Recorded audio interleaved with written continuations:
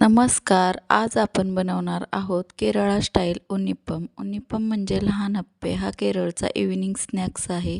पारंपरिक रेसिपी आहे. केरळची स्पेशल गोड रेसिपी आहे आणि आज आपण बनवणार आहोत केरळची स्टाईलमध्ये हे उन्नीप्पम म्हणजे गोड अप्पे बनवणार आहोत हे केरळच्या स्टाईलमध्ये आपण.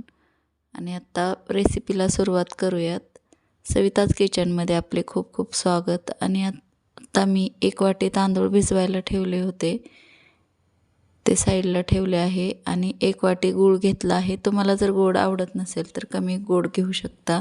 आणि ह्यात थोडेसे पाणी टाकून आपल्याला 1-2 चमचे गुळामध्ये पाणी टाकून आपल्याला बारीक गॅसवर आता हा गूळ वितळवून घ्यायचा आहे. आणि ह्याची आपल्याला चासणी म्हणजे पाक बनवून घ्यायचा आहे. जास्त एक उकळी येईपर्यंत हा गूळ ठेवायचा आहे.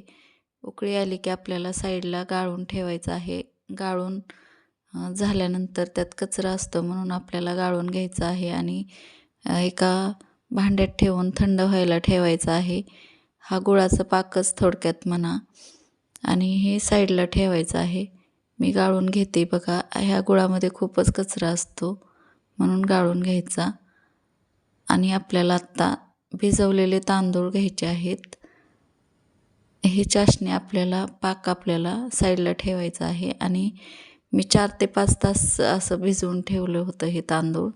1 वाटी किंवा 250 ग्रॅम 250 ml चा कप, त्या कपाने मी 2 कप घेतले आहेत. आणि मोठी वाटी 1 घेतली आहे. हे चांगलं मी मिक्सरला फिरवून घेतले आहे.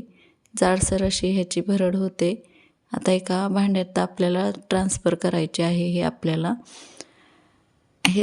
ह्याची जाडसर पेस्ट झाली आहे, तुम्ही बघू शकता.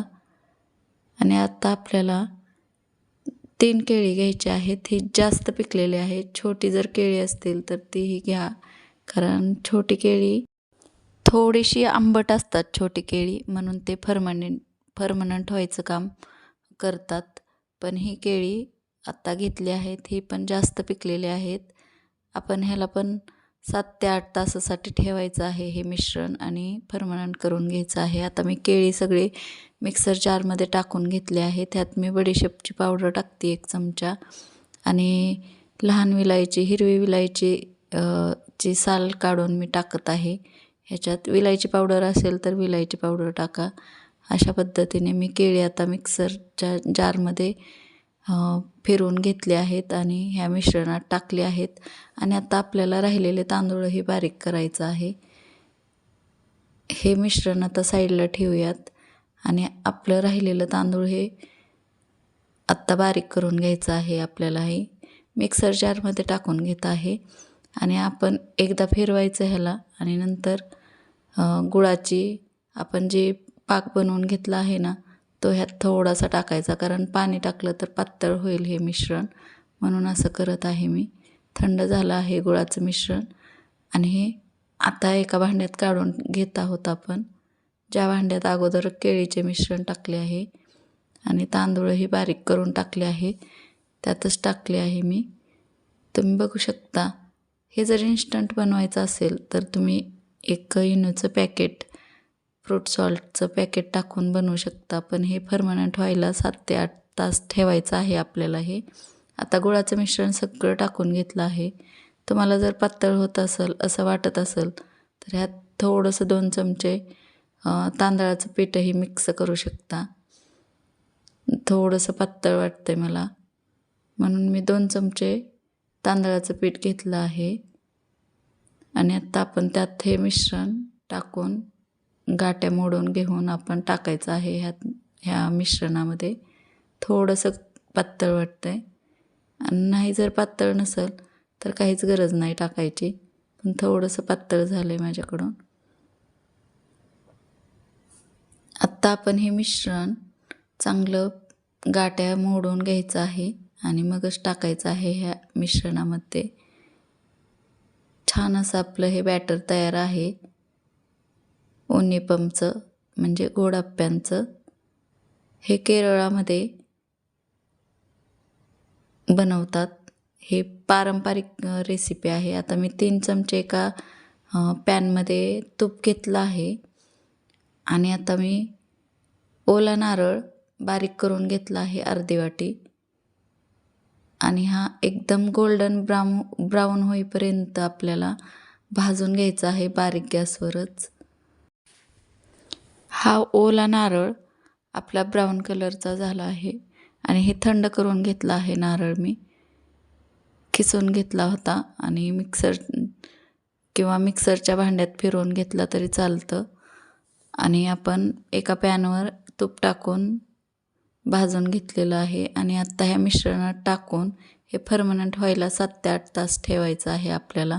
जर इन्स्टंट बनवायचं असेल तर इनोचे पॅकेट टाकायचे आणि हे चांगलं फर्मनंट झालं आहे. आपण 7 तासानंतर बघतोय तर छान असं फर्मनंट झालं आहे.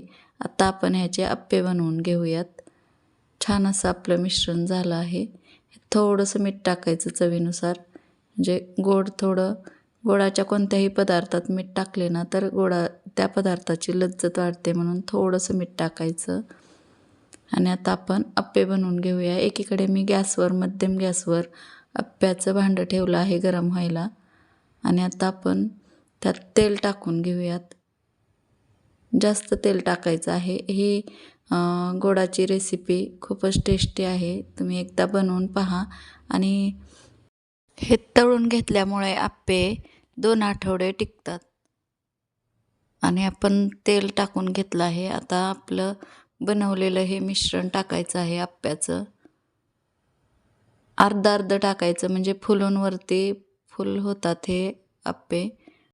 गॅसची आच आपल्याला मीडियमच ठेवायची आहे किंवा लहान ठेवायचे आहे, म्हणजे हे अप्पे करपत नाहीत. आता ह्याच्यावर 2 मिनटासाठी झाकण ठेवायचे आहे आणि 2 मिनटांनी बघू शकता तुम्ही आपले अप्पे कसे फुगून वरती आले आहेत. आणि आत्ता पलटून घ्यायचे आहेत. चांगले ब्राऊन कलरचे झाले आहेत, पलटून घ्यायचे. अशाच पद्धतीने आपले बाकीचे राहिलेले पण अप्पे बनवून घ्यायचे आहेत. मस्त दिसतायत छान, पण टेस्टी पण तसेच आहेत हे अप्पे. दुसऱ्या बाजूने पण ब्राऊन कलर होईपर्यंत आपल्याला भाजून घ्यायचे आहेत किंवा तळून घ्यायचे आहेत आणि छान टेस्टी होतात हे अप्पे. एकदा बनवून नक्की पहा. आणि रेसिपी आवडली तर चॅनलला लाईक, शेअर आणि सबस्क्राईब नक्की करा. बेल आयकनला क्लिक करा, म्हणजे अशाच नवीन नवीन रेसिपीचे नोटिफिकेशन येईल. आणि बघू शकता तुम्ही वरून क्रिस्पी आणि आतून सॉफ्ट असे जाळीदार आपले केरळा स्टाईलमध्ये उन्नीप्पम तयार आहेत, म्हणजे लहान अप्पे तयार आहेत. अशाच रेसिपीसोबत भेटूयात पुढच्या.